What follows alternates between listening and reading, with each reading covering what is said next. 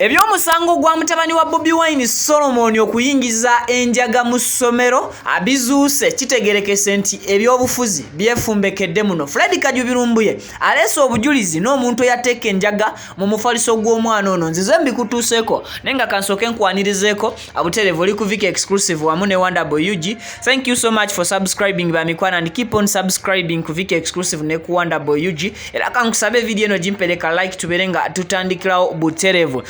Tuli proudly paid by Hajjati Kalodo omusomi weddua akugamba nti asangibwa kisogenda kulombera edduwa y'ensonga.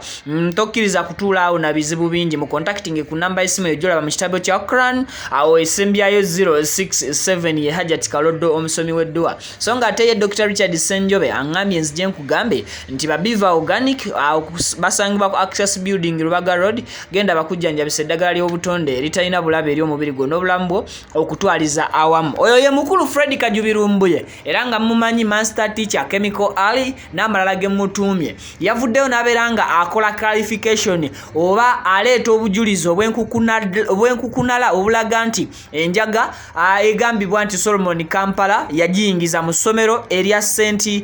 Mary's College Kisubi. Lino essomero liri ku international level era ng'omwana wa Bobi Wine Solomon Kampala gy'abadde asomera.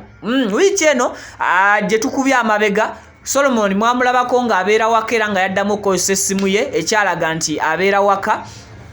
Kyategerekeka bulungi nnyo nti omwana ono bamugoba ku ssomero era nga n'omusango gwamugobya ku ssomero kigambibwa bamusanga n'enjaga mu suitcase ye era ne basanga n'enjaga mu mufaliso gwe nga baagusala omufaliso. Omwana ono kigambibwa omisango egimugobya ku ssomero omufaliso kugusala ne bateekamu enjaga. Oluvannyuma omwana ono okumugoba ku ssomero Fred Kajubirumbuye yavuddeyo nabeera nga akola live olunaku olw'eggulo era n'ategeeza nti omwana ono si ye yatwala enjaga lwa nsonga nti we yali ayingira ku ssomero lino nga bwe nkugambye nti liri ku international level bacekinga ne bavuunula buli kanyeebwa buli kadomola buli katabo buli kaki okumakinga sure nti omuyizi yenna ayingira essomero lino tatwala bintu bitateekeddwa kuyingira ssomero.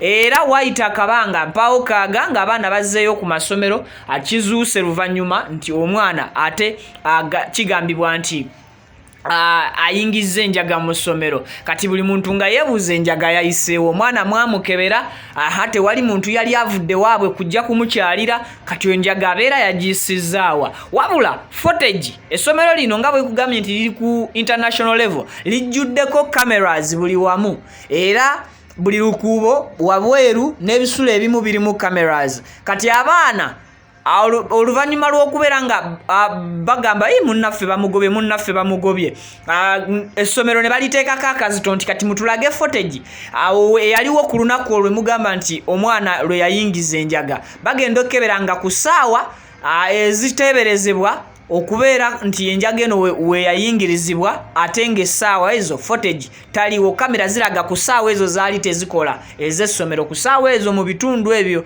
So ne kireetawo okwebuuza kungi nnyo eri abantu. Ngenda kuba nkuwa akatambi kano gwe kennyini ogende maaso n'okubeera ng'okeewulirirako nga Fred Kajubirumbuye master teacher akunnyonnyola ebisinga ku ebyo naye njagadde nsooke nkunnyonnyole lwaki Solomon Kampala tali ku ssomero, lwaki Solomon Kampala baamugoba. Essomero nkugambye nti baliyita St. Mary's College lisangibwa Kisubi. Abamanyiwo Kisubi essomero eryo liri ku international level, so agegamu ku international schools ge tulinawo wano e Uganda era nga kyenyinza okugamba nti baana b'abanene bokka be basomerayo ekyo kyensobola ekitonotono okubeera nga nkutegeeza. Kati kankutwale buterevu mu katambi ka Fred Kajubirumbuye ye kennyini ng'akunnyonnyola ebisingawo ku byange. Like nga akavidiyo kano mukwano ate era teweerabira okukasheyalingako ne muno okosaako okusubscribe nga bw'oba tokikola nga bampita Viki era nga I sign out.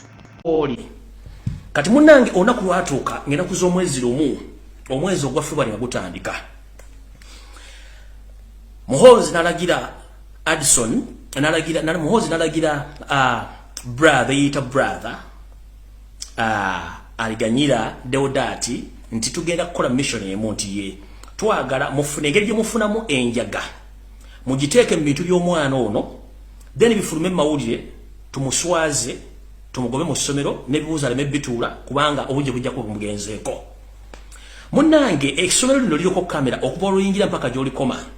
Era eno omwami ono era yafugayo. Lwali teribuusa ng'omuvubuka oba oyo Reverend brother ng'asindika omwami ono Addison Okero yoyo ng'amuwa mission agende mu kisulo Simon Kampala mwasula ng'amaze okuggyako kamera n'amugamba genda otwale enjaga eno ogiteeke mu suitcase ya Solomon Kampala olw'okuba balina master key ng'omwami ono Okero akwata enjaga ng'agiteeka mu suitcase ya Simon Kampala. Mujjukire mbagambye nti omwana yena agenda okuyingira essomero suitcase bamaze ogikebera nga n'ebinywa babiye buli kimu bakiyiye nga tewali kiyingira mu ssomero nga tekikkiriziddwa. Ompulira bulungi? Tewali kiyingira mu ssomero nga tekikkiriziddwa. Omwami ono nga bamuwa mission ng'agenda mu kisulo ky'omwana ono kubanga abaana baba bali mu kusoma ng'agenda gula suitcase ya Kampala ng'ateekamu enjaga ye ng'alaaza. Bambuuza omaze oyo brother aliganyira amubuuza omaze nga mugamba mukama ngo mulimu ogumaze ng'amuwa omulimu omulala. Kati mukakodyo ke kamu ono teyategeera nga bagamba nti ennaku z'omubbi zibeera ana. Mukakodyo ke kamu omwami no gamudda mu siba mugamba genda oteekemu enjaga mu mufaliso. Kumbe mu kamera tebazzemu kutegeera nti kamera zazzeeko, kamera nga zazzeeko. Omusajja ono Addison Okero Warden ng'agenda asumulula omufaliso gw'omwana ng'agusala nga nagwo aguteekamu enjaga.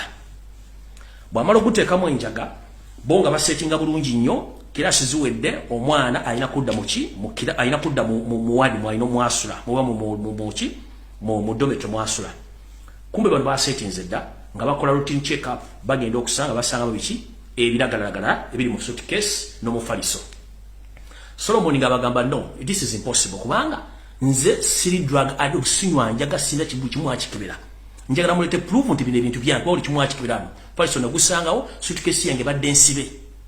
Ate wante tuwali muntu akkirizibwa kuyingiza kintu kyonna kitakirizibwa mu ssomero. Munde nga bakwata mwana bamuza leto bujuzi nga bamulaga omwana ng'asirika. Essomero nno nga likwata akati. Essomero likwata akati.